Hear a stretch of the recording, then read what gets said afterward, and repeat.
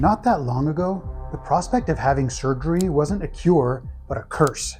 The operating theater was a place of pure terror, and a surgeon's only tools to fight your agony were leather straps, a shot of whiskey, and just doing it fast. For centuries, this was the horrifying reality. Patients facing the knife felt like criminals awaiting their own execution. Before the 1840s, surgery was an ordeal of unbelievable suffering, and surgeons themselves often felt like executioners. But 40 years before the celebrated discovery of anesthesia in the West, a lone doctor in feudal Japan had already conquered pain. In 1804, he perfected a secret formula for general anesthesia, a discovery that should have changed everything. So why was his incredible breakthrough buried by history for decades? And who was this forgotten genius who unlocked the secret to painless surgery?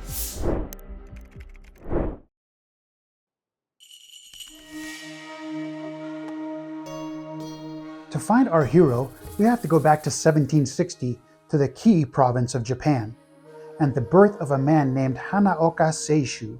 Born into a family of doctors during Japan's deeply isolated Edo period, Seishū was always going to follow in his father's footsteps. He trained in traditional Japanese and Chinese herbal medicine, but also managed to study the rare and precious knowledge of Western surgery that trickled into the country through a single tiny Dutch trading post. This blend of Eastern tradition and Western innovation lit a fire in the young doctor's mind. He was brilliant and compassionate, but he was haunted by the sheer brutality of his work. He saw people die not from their illness, but from the shock and unbearable pain of the operations meant to save them. Amputations and tumor removals were performed on fully conscious patients, held down by force. Hanaoka knew there had to be a better way. He became obsessed with removing cancerous tumors. But he realized that before he could master the surgery, he first had to master pain itself. His quest led him to the legend of an ancient Chinese physician, Hua Tuo, who had supposedly used an herbal anesthetic called Ma Fei San centuries earlier. The recipe was lost, but the story was enough. It planted an idea in Hanaoka's mind. If it was done once, it could be done again. And so around 1785, he began the 2-decade-long journey to recreate a forgotten art and develop his own general anesthetic. Hanaoka's path was one of relentless and dangerous experimentation. He started by studying herbs known for their powerful and often lethal properties. His laboratory was a garden of life and death, filled with plants like Datura stramonium, or thornapple, and aconitum, better known as wolfsbane. These weren't gentle remedies. They contained alkaloids that could kill as easily as they could cure. The line between an effective anesthetic and a fatal poison was razor thin. After years of testing on stray animals, he knew he needed human volunteers. And this is where the story becomes a legend of sacrifice. In a testament to their devotion, both his own mother and his wife offered to be test subjects. The story, popularized in a famous Japanese novel, holds that his wife Kai's dedication came at a devastating price. While historical records are debated, the legend says that an experimental dose of the anesthetic went wrong and she tragically lost her sight. Can you imagine how he must have felt? Hanaoka now had to carry the hopes of his patients and the personal cost of his family's sacrifice. For nearly 20 years, he tirelessly refined his formula, a complex cocktail of 6 herbs he eventually named Su Sen San. The primary ingredient, datura, was combined with aconite, angelica, and other plants. The herbs were ground into a paste, boiled, and served as a warm drink. The goal was to render a patient unconscious and completely immune to pain for hours. It was an extremely sophisticated balancing act, but after 2 decades of struggle, he believed he was finally ready.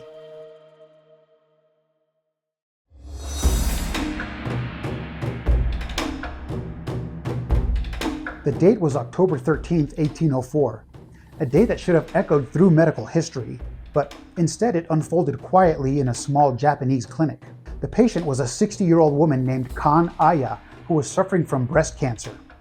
Without surgery, she would die, but with surgery, the agony was unthinkable. Hanaoka explained the dire situation, but then offered her something revolutionary: a chance to undergo the procedure without any pain, using his new anesthetic. She agreed. That morning, Kan drank the warm, bitter mixture. Everyone waited for several hours as the powerful drug took hold. Finally, she fell into a deep, peaceful sleep. This was the moment of truth. Hanaoka began the surgery, performing a partial mastectomy, a procedure way too complex and invasive to be done on a conscious patient. In his own surgical notes, he detailed how he removed the tumor, sterilized the wound, and carefully stitched it closed. Through it all, Khan remained perfectly still, completely insensible to pain. Hours later, she awoke, groggy but alive, with no memory of the ordeal. He had actually done it. Hanaoka Seishū had performed the world's first documented surgery using general anesthesia. News of his success spread like wildfire across Japan, and patients flocked to his clinic. Over the rest of his career, he performed over 150 breast cancer operations, among many other surgeries, all on sleeping, pain-free patients.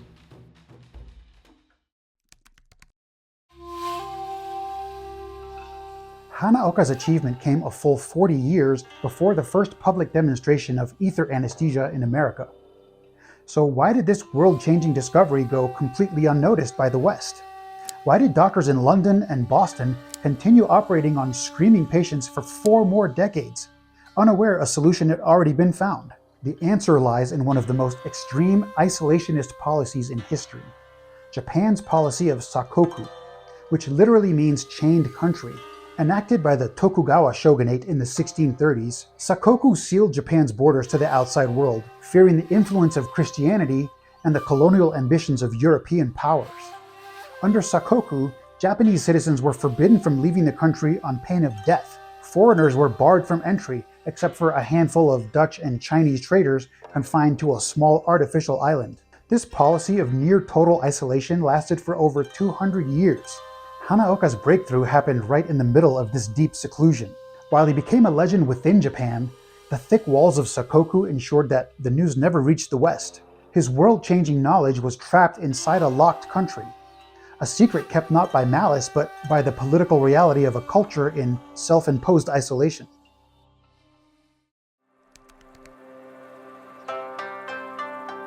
It wasn't until 1853 when U.S. Commodore Matthew Perry sailed his warships into Edo Bay and forcibly reopened Japan that the sakoku policy crumbled. By then, Hanaoka Seishū had been dead for nearly 20 years, and the West had already celebrated its own Ether Day in 1846 as a medical revolution. After that, the names of William T. Morton and John C. Warren were written into the history books. Hanaoka was never forgotten in Japan. In fact, the Japanese Society of Anesthesiologists honors him by using a datura flower in its emblem. But in the West, he's practically unknown. His formula, Tsusen-san, was a masterpiece of pharmacology. Its active ingredients, scopolamine, atropine, and aconitine, are powerful alkaloids still used in modern medicine today. His story is one of incredible genius and perseverance, but it's also a profound historical what if. What if Japan hadn't been locked away? How many millions of people might have been spared the agony of the surgeon's knife in those lost 40 years? The tale of Hanaoka Seishū is a powerful reminder that history isn't always a straight line. Sometimes genius blooms in isolation, and world-changing secrets can be lost behind the closed doors of a nation. Stories like Hanaoka Seishū's show that history is full of hidden corners and forgotten heroes. If you enjoyed uncovering this lost secret with me, be sure to subscribe and hit the notification bell for more stories that change the way you see the past. And let me know in the comments what other historical mysteries you want to dig into next. Thanks for watching, and I'll see you in the next one.